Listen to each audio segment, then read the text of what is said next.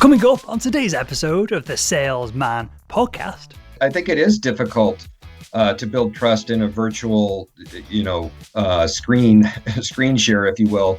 And I think people have discovered that what we used to do to connect with people, we don't have access in the same way anymore. What we've seen from our clients is those that are doing well are the ones who have really been able to nurture and protect existing relationships. And it's no surprise that they're often going back and selling to their existing customer base while they try to prospect. Hello, Sales Nation. My name is Will Barron, host of the Salesman Podcast, the world's most downloaded B2B sales show. On today's episode, we have the legend that is Ray Mackler. He is the CEO of the Sales Readiness Group, which you can find over at salesreadinessgroup.com. And on this episode, we're getting into virtual selling, what people are getting wrong, what you should be doing with your lighting, audio, all that good stuff, how you can build more rapport, empathy on your calls, and how you can get more engagement from your buyers as well, and a whole lot more besides all of that. You can find everything that we're talking about and all the links in the show notes of this episode over at salesman.org. And with that said, let's jump right into it. So we're going to get into virtual selling in this episode, and we're going to look at how we can project empathy, how we can keep engagement on these calls, these Zoom meetings, whatever we're doing, technology, and all that good stuff. But I want to start off from a slightly different angle, Ray. From doing training, and you've got a new training coming out on virtual selling, what have you learned about virtual selling in the past 6 months that you didn't know about it pre-COVID times? Yeah, that's a great place to start, Will, because obviously I think all of us are thinking hard about what's different, how has this changed? What do we need to do really to continue to move forward? And, frankly, we've been doing inside selling as long as Sales Readiness Group has been around. Most of our conversations are in a virtual meeting room, and we've done a significant amount of virtual training over the years. So, we're no stranger to that. But I think more than anything, to your question, is the ability to connect in the virtual world, if you will, in the virtual classroom, in the virtual meeting room on a different level. And I think I've really come to appreciate just how important that is these days, especially when we're going from meeting to meeting and we're distracted and we have kids and we have dogs and we have work from home and everything else. Is that personal connection to me is just so important, and we need to figure out how to do that even better, I think, virtually. And this is a somewhat loaded question. Do we increase that engagement, that connectivity via 15 more apps and software downloads and tools and resources, or is there another way of going about doing this? Yeah, and I think that is a bit of a loaded question, but I think there's a lot out there that can help us. And I love some of the use of technology to improve that engagement. And even if that's sending asynchronous video, as a follow-up where we can really personalize our proposal, or even in prospecting, sending a very tailored 30-second video. I love some of that technology and how that really does put a face to your proposal or to the presentation you're making. But having said that, I think the age-old relationship building, rapport building, really doing our research and understanding that person and the organization and making that connection, finding a way that we can demonstrate our expertise and show trust.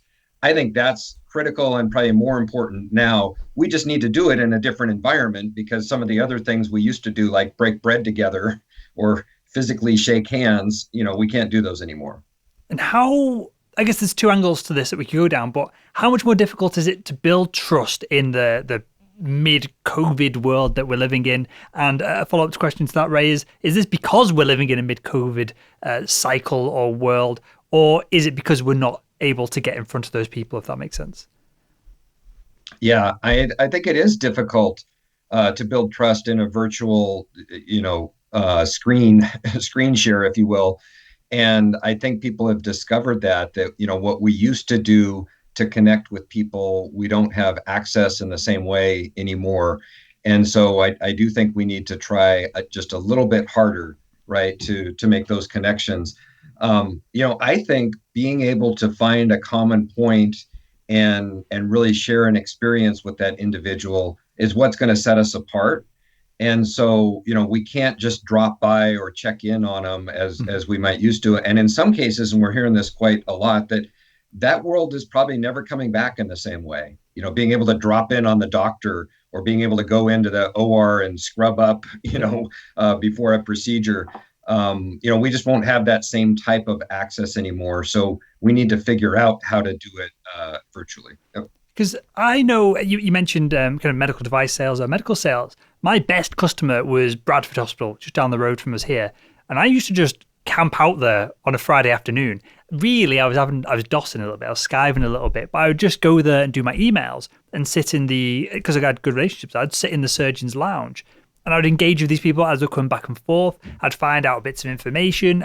It's almost 15 coffee conversations in a row I'd be having with these individuals. And now that that's gone, in hindsight, that was an incredible tool to catch people at the right time, to build rapport, to deepen levels of trust without really going and doing all that much work. I was just, as I said, Friday afternoon, it's close, my closest account to home, so I'd go and hang out there for a little bit. Because to put that in context, there's no way any of the surgeons in Bradford that I'd be dealing with would be getting on a Zoom call with me at 2:30 in the afternoon to have those same conversations. So I honestly, I don't know what approach I'd have to take. I think I'd have to go back to just speaking to people on the phone. And even then, you can't get hold of these individuals. So with all that said, Ray, what is the starting point if perhaps it could be inside sales, outside sales, a mix of the two. If your world as a salesperson has just been turned on its head, what's the starting point with virtual selling to make more and more better conversations happen? Right. No, and it's no surprise, Will, to that point that what we've seen from our clients is those that are doing well are the ones who have really been able to nurture and protect existing relationships. And it's no surprise that they're often going back and selling to their existing customer base while they try to prospect. But, I'm a big fan of Matt Hines. He used the quote, and I've shared it a number of times, you can't grow tomatoes in the winter. And, that really stuck with me that, hey, there are some times you just can't grow that crop or you're not going to be able to get your foot in the door.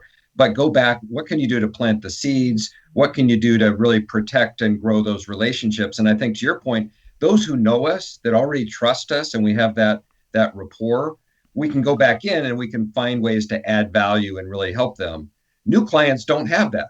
So we have to work even harder. And back to your first question, we have to be more relevant. We have to work even harder to understand their situation. And when we talk about showing up with empathy, we really need to understand, how has COVID affected them personally? How has it affected their business? Where is their world? Because some of our clients are having their best year ever, tech and online SaaS companies, things that this has been a boon. And others are worried about their job. Mm-hmm. And so we really need to meet them where they are. And I think that's the first step to building that trust and rapport, is really connecting and understanding, putting ourselves in their shoes and understanding where they're coming from.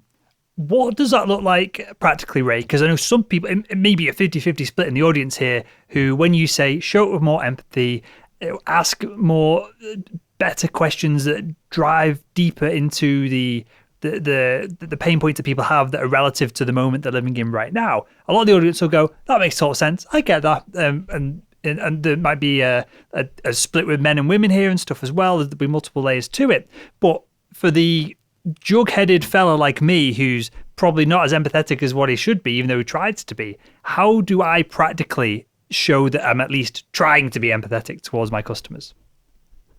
Yeah, and I wanted to touch on that as another theme, which is a lot of what we talk about in virtual selling are not brand new skills, right? They're foundational selling skills that make you a good consultative salesperson. Everything from good call planning, doing your research, asking great questions, actively listening, all of those components are super important.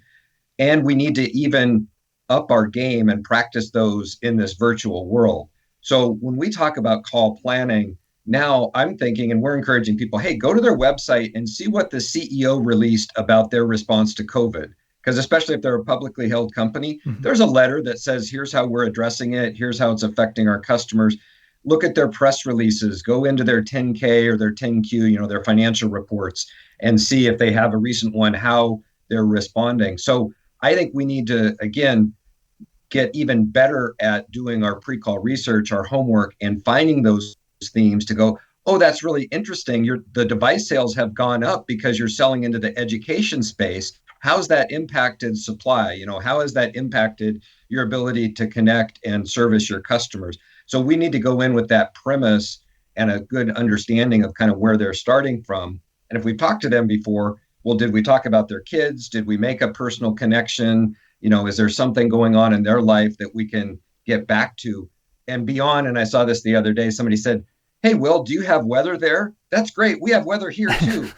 We have to be better than that, right? Sure. We have to work harder to make that common connection and build that rapport. I love this idea of looking at any announcements from a CEO or the PR element of the company, I guess, if it's a big company, because they are, of course, going to mention their customers and whether they're going to talk about whether the customers are doing poorly, badly, how they're shifting the business to accommodate their customers.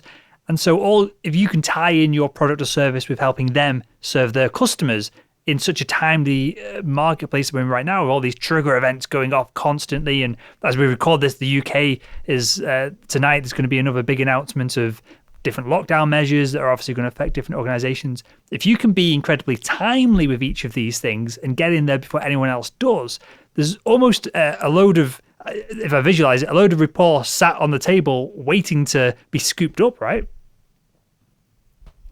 Yeah, and I think we need to get ahead of it, right? This is the whole, and I like the idea of paying it forward, right? The go-giver approach is we need to be doing that without expecting that we're going to sell to them right now. And in fact, maybe the tomatoes aren't going to grow right now, but we're getting the soil ready, we're planting the seeds, and they'll remember us and go, oh, remember you talked about that thing? It was really interesting. We didn't have budget at the time, but now we want to do it. And I'll share, we're having a fantastic quarter right now, partly because we did a lot of that in Q2. Mm-hmm. And I think for everybody, people were just trying to figure out, what do we do? We went from, a large percentage of our business instructor-led. We haven't delivered in person in February, yet we've grown the business. So, going back and having those conversations, checking in, seeing how people are doing, and then being relevant for when, budgets do open up again. And back to your point about, the doctors aren't going to probably take a call to chat with us, but can we help them? Can we send them information? Can we nurture them? White paper, research, a case study, anything that says, well, I was thinking about you and I wanted to share this because I thought you might find it interesting. Wow. Now that's one more deposit in that trust bank, right, for future use. For sure. Okay, so let's move on to the next stage of this. So perhaps we've stayed relevant over the past 2 or 3 months, whatever it is, depending on your sales cycle, 2 or 3 weeks. And we've now got a call, or we've got an opportunity for a call in the diary.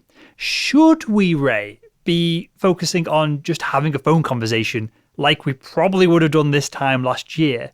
Or, as everyone's wrapped up in Zoom calls and all the technology, is there enough benefit to pushing down the route of a Zoom call, a meeting online? Should we be pushing down that route? Yeah, I am 100% supportive of the virtual platforms and video. I think it does give us that little bit more of an ability to connect. We can see the person, we can read their body language, we can see if they're paying attention, frankly. So I think we need to do that. And I think as sales professionals, we need to become experts in this new environment. Now, are 100% of our clients going to turn on their video? Probably not. But when clients ask me, and we get it all the time, well, how do we get them to do it? I say, you know what? Turn yours on.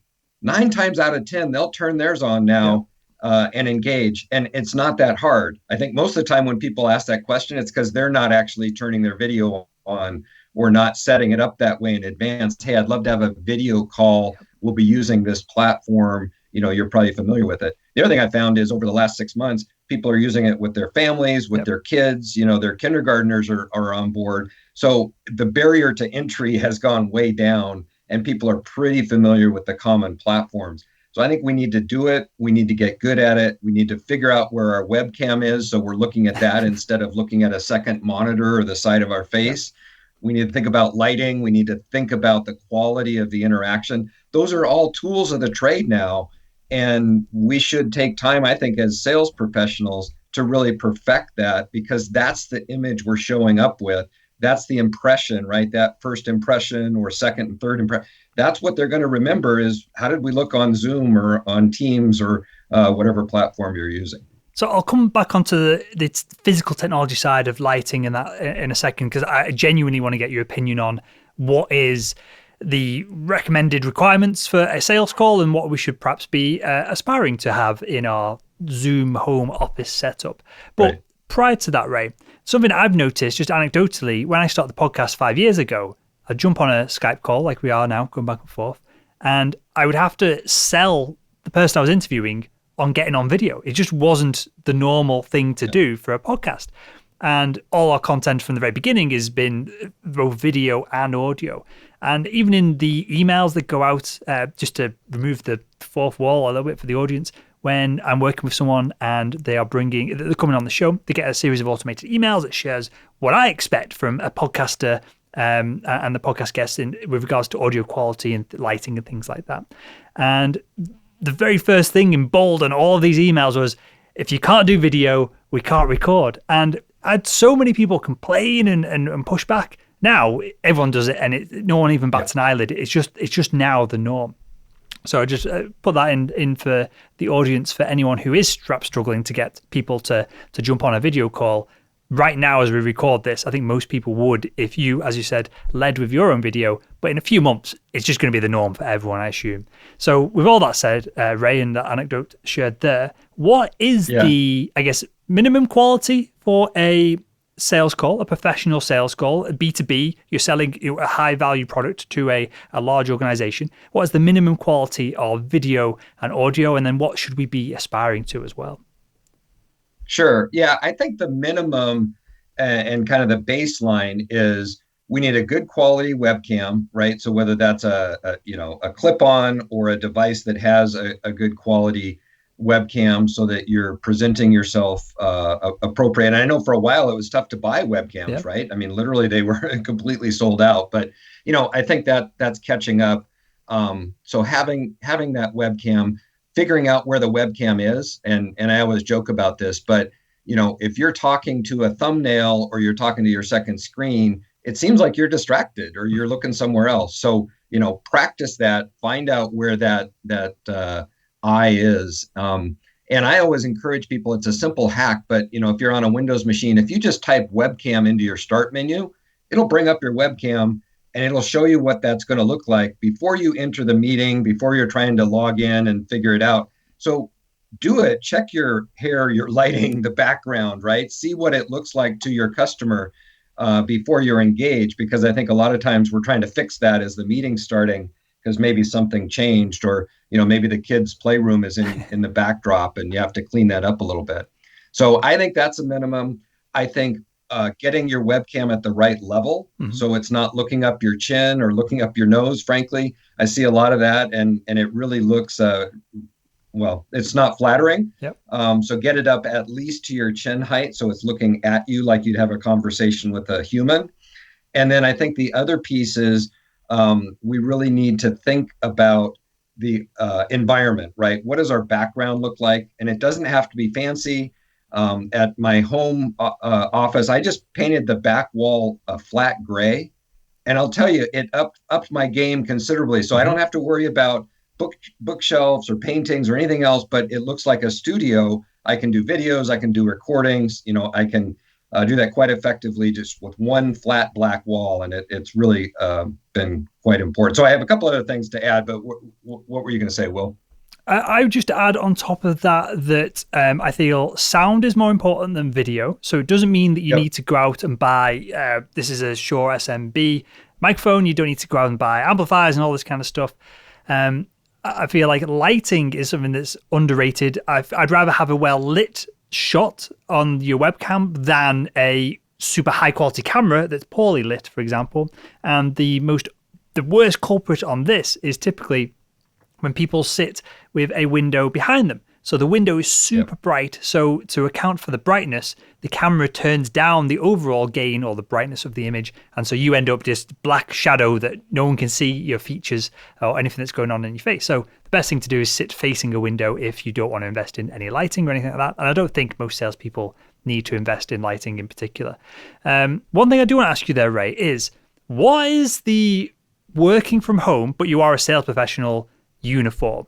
Is it a shirt and tie? I feel like you'd look a little bit weird maybe sat in your kitchen with a suit jacket on and a smart tie and shirt, but maybe we should be doing that out of a level of respect for the conversation that we're looking to have. What should we be wearing when we're doing these work from home virtual selling conversations? Yeah, and I think that is an evolving conversation, right? I've been kind of following, thinking about our clients who we're calling on. And, I go back to my early Accenture and Anderson Consulting days, and it was always, dress at a level above the person you're calling on, right? You kind of think about where you are in the organization. Well, what would their boss be wearing? What's appropriate? Well, these days, that might be a T-shirt. That might be a ball cap. Yep. It's kind of interesting that the norms have changed. From my own perspective, I think you should be clean, you should be professional, and that doesn't mean a sport coat and tie. I think you're right. If you're sitting at your dining room table and you have a suit and tie on, it may look a little awkward. However, I'm not a big fan of the backward ball cap and the printed T-shirt. And you're like, wow, did you just roll out of bed? And oftentimes the answer is yeah. In fact, they did. So I think you need to show up. And you need to think about your professional image. Yep. And that's one of the reasons. And in our blog and in our offering, we talk about, how are you booking those meetings? Do you have transition time before those meetings to really prepare to get your head in the game? Because if you were driving across the city or getting on an airplane to go make that call, boy, you'd be thinking about it and you'd put in that preparation and you'd be planning. Well, now we can pack 6 or 8 of those meetings back to back. And all of a sudden, could be the most important meeting of your quarter, and you finish 5 minutes before with some other meeting, and you just roll into that. So I think we really need to think about how are we showing up, what image are we projecting, and then as you mentioned, I was going to get there, but completely agree. Lighting and audio. Spent $30 on a ring light. You can clip it on your desk, and it completely changes your lighting options. You can tune it up, you can tune it down.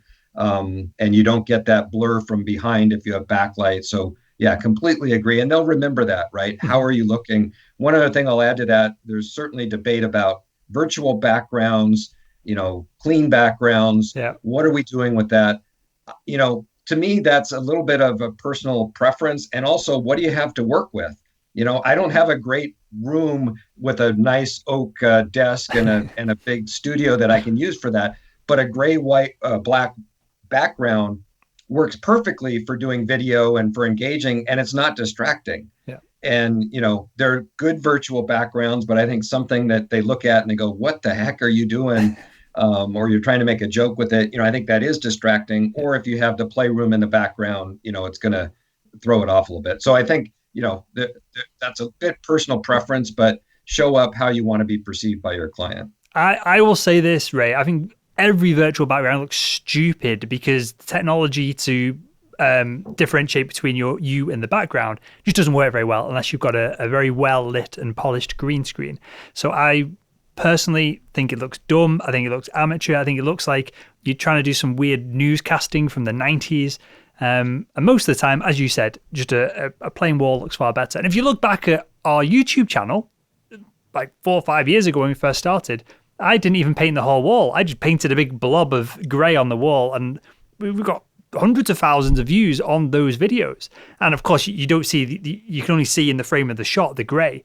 Right. I just slapped it on there, and maybe if you're renting, you don't want to do this, but if it's your own place or have a big board or something, I don't know. There's far simpler and there's very simple and easy ways to go about creating a nice, clean environment. Versus, as I said, I think these virtual backgrounds just look cheesy and very amateurish. And look, we're professional sellers, right? We should we can debate whether the company should be paying for some of this equipment or whether we should, but I don't think it's unreasonable to invest into your career, whether it's by buying training or a little bit of technology or a little bit of a studio, studio light environment, so that you can get better results. I don't think is that unreasonable to ask of Sales Nation, Ray? No, I think it's absolutely critical, and I appreciate what you're saying, because the next thing we'll hear is, well, but my company won't buy this for me, or I can't get a expense for that. Hey, look, for less than $100, you can up your game. Yep. How many deals is it going to take you to recoup that investment, right? And I think it's true. A simple headset, microphone, clip-on lighting. I actually have 2 stand-up desks now because I like to do any interviews or meetings standing up, and we talk about that a little bit in our course as well. It used to be, of course, you're going to stand up for that sales presentation in the boardroom. Well, now we're leaning back, we're slouching, right? We're at our desk. That's the same meeting. It's just the venue's changed. So let's stand up. That brings energy. That gives you a chance to move a little bit. And it really does change your voice. It changes your energy. There's research that supports that. Yep. So yeah, even a standing desk, if your company doesn't provide one, think of it as an investment in your career. Perfect. I'm glad we're on board on the same wavelength for that, Ray. Right. So to wrap up the show now, we've added value, we've built rapport, we've done all the good stuff, we've built empathy at the top of the sales conversation. We've now booked a meeting. We're sat in the studio. We've perhaps had 15 minutes to get ourselves, to kick the dog out in the garden, throw the kids over next door, and we're ready to rock and roll. What can we do in the actual conversation itself? I like standing up. I love that bit of advice. But what else can we do during the conversation, the presentation, the meeting to keep the buyer engaged? And we'll assume here that they're on video as well. So they're at least half watching us. They're not just, they've left the computer on while they go outside and have a cigarette and we're still talking away. Right. Yeah. And I think it's spot on. So we talk about energy, right? We talk about empathy, which we've covered. And this is the engagement piece. So 3 E's, pretty easy to remember, but on top of all the other selling skills. So engagement, and we actually leverage and bring in a lot of our virtual sales training practices into our selling as well. And what I mean by that is, if you've ever delivered virtual training, you know how critical it is to really engage the audience with specific questions, with opportunities for them to engage and participate in that meeting. And if we don't, they will start multitasking, guaranteed. They'll bring up the other screen, they're checking their email. So I think we need to build those checkpoints and speed bumps into our presentation, into whatever script we're following, and not just those closed-ended or kind of cliche questions like, well, does that make sense to you, Will? Or, is that okay? Mm-hmm. What we're going to get is, yeah, fine, move on, versus, Will, help me understand how that would work in your environment. Do you see any issues with that? What problems do you see? How would this work as you go forward with implementation? So we're really forcing them to put themselves into that proposal and think about how it's going to work. And so building those questions in, engaging all of the audience, right? So if we have multiple people, we're calling them out by name, just like we do in training. So you do ask an open-ended question to a virtual meeting and you get crickets. Direct it to an individual and you'll get a response. So, call them out, run around the room, however you have to get their engagement. And the last piece I'll mention, if it's a large meeting, the virtual technology is great these days with polling and chats and ways to keep that group engaged. So we're using, if it's a larger group meeting, we'll use chat and say, hey, love to get your feedback. Please add in. If we have multiple people on the call, they can be monitoring and responding, or even doing a poll and saying, well, which one of these would you say is most important? Like, oh, that's really cool. I hadn't thought you could use that. Takes about 10 seconds to learn that in, Zoom or Teams on how to leverage that.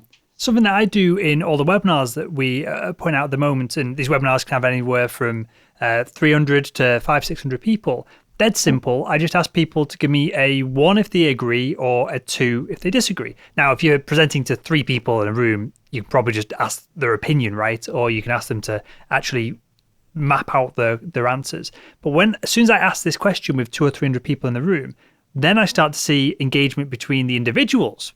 And then I can comment on the engagement, and then it brings it full circle of there's not just me showering people with content. There's actually conversations going on behind the scenes, and I can pull out then really interesting insights that I wouldn't have known before. And our webinars are actually getting loads better as we progress, because I can see, people don't understand in this segment. People don't understand anything that I've said for the past 15 minutes. And so I need to loop back and go over it. And then the next conversation that I have improves from that. So with that said, Ray, how can we, because the first virtual sales call we're going to do is probably going to be terrible. How can we consciously improve over time? Should we be recording these calls and looking back over them? Is there any strategies to iterate on our conversations, on our skills as virtual salespeople? Yeah, wonderful question, Will. And I think it's super important to continue to improve our game, right? To improve those foundational skills that are going to make us a better player, to use the sports analogy. But I think we absolutely should be. One, again, silver lining is in the virtual world, people are now okay with calls being recorded. They kind of expect it. Either it pops on at the beginning and says, this meeting is going to be recorded. I've never had anybody say, I don't want this recorded, turn it off, right? Or just let them know, hey, do you mind for note taking? Can I record this call? Great to be able to refer back, to share with your team. And also, as you said, now we can use that to see how did that go? What was the engagement? What do we need to improve next time? And then a companion to our virtual sales training that we're doing is really virtual sales coaching, which is how does the manager engage and what's the opportunity to coach? And I think that's actually a huge opportunity for frontline managers. They don't have to fly across the country or drive all day to join that sales call. They can pop in, they can be the virtual coach, right? Maybe they're chatting in the background or adding a little color commentary, but ideally they're not taking over, right? They're not running it, but they're there, or they can listen to the recording and have a coaching conversation afterwards. So the world of virtual coaching, I think, has actually become a big opportunity for managers to get engaged in ways that maybe they haven't been before just because of travel and time restrictions. Perfect. So we've covered a lot of ground here. I've got one final segment that we'll wrap up the show with, Ray. So we've gone from nothing to building empathy before the call. We're looking incredible in our home studios now, and everyone's gone and spent 50 grand on a new studio on both our recommendations. And this conversation for another time on all that side of things, and whether companies should pay for it and all that kind of stuff. They've now sat in a meeting, probably terrible, but now they've got a process to iterate and to improve it over time. So 5th, 6th meeting, they're crushing it.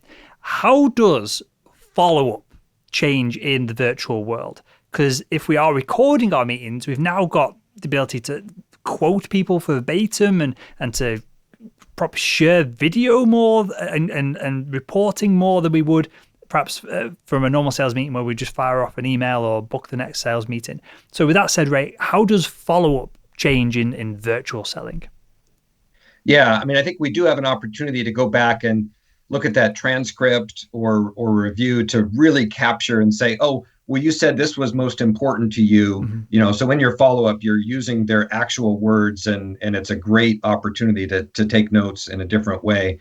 And I mentioned the asynchronous video, and I think we're going to be seeing that more and more. We did a webinar just last week with Vidyard, right? So the opportunity to do that bite-sized video, post it in a very easy way to consume for your customer, and to send that follow-up and say, Will, I really enjoyed the conversation. We touched on these 3 points, and I'm looking forward to following up with this proposal that you'll get tomorrow. Boom, now they remember you. They see that energy, that smile, right? They make that connection, and it just changes, I think, the follow-up. So I do think we have an opportunity to expand that as the way that we do. And, I always say, and I'll go back to an earlier point, we need to know what we're asking for when we go into that meeting. So not just what is our call objective, but what do we expect the customer to do, or what do we hope, right? What's our aspiration they're going to do as a result of that call?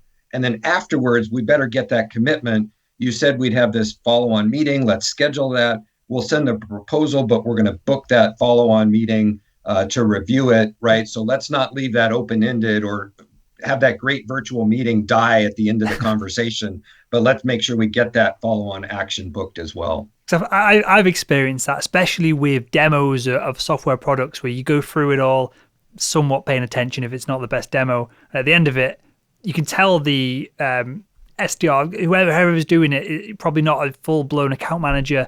They want to jump off that call quicker than I want to jump off it, and there's no commitment. So I love that at the end of the your virtual sales calls to follow up and get the next thing booked in the process. So with that, Ray, final one, mate. How do you think virtual selling is going to change over the next 12 months? Do you think that what we have right now is the methodology, the process, the training that you're going to show us in a second? Do you think this is relevant now forever, or do you think this is going to continuously change over the next 12, 18 months and develop into something new? Yeah, I see it a bit like, social selling and even LinkedIn. When it came out, it was kind of more of a shiny object. People were excited, think, oh, this social digital selling, it's the brand new. And now it's actually kind of part of doing business, right? At least people are incorporating what works into their own process. So, frankly, I do see these becoming new foundational selling skills. And in some cases, they're things we should have been doing before because we were having virtual calls. But I think they become, if not table stakes, at least they're skills that the best sellers will be mastering, and they'll master their studio and the technology, and they'll get comfortable in the apps, and they'll really do a great job of being able to create that connection since we can't show up in person. So yeah, I think people are going to get better at it. I think those that do it quicker and perfect it are going to be much more effective as they go along. Perfect. Well, with that, Ray, tell us where we can find out more about the Sales Readiness Group and the virtual selling training that you've got coming up as well. Yeah, absolutely. Thank you. So salesreadinessgroup.com is the best resource for finding out about our programs, our virtual offering, and also a new collaborative learning platform that we're releasing. We're calling CLX, which is an opportunity to really engage in sales and sales management training, but in a social and collaborative platform, including micro videos and missions and following that along. So a great way in this environment, since we can't get our sales teams together either, to deliver training. And then you can find out more about the virtual sales training offerings that are there. Certainly, people can connect with me on LinkedIn, Ray Makala, also on Twitter, Ray A. Makala. And just really enjoy the opportunity to connect with your followers and the success you've had with the Salesman podcast. So great to be here with you today, Will. I'm really grateful that you came on, Ray. And with that, mate, thank you for your time, your insights and all of this. Pushing all of the training forward is really important. And I'm glad you and Sales Readiness Group are doing that. And with that, I want to thank you again for joining us on the Salesman podcast. Thank you very much, Will.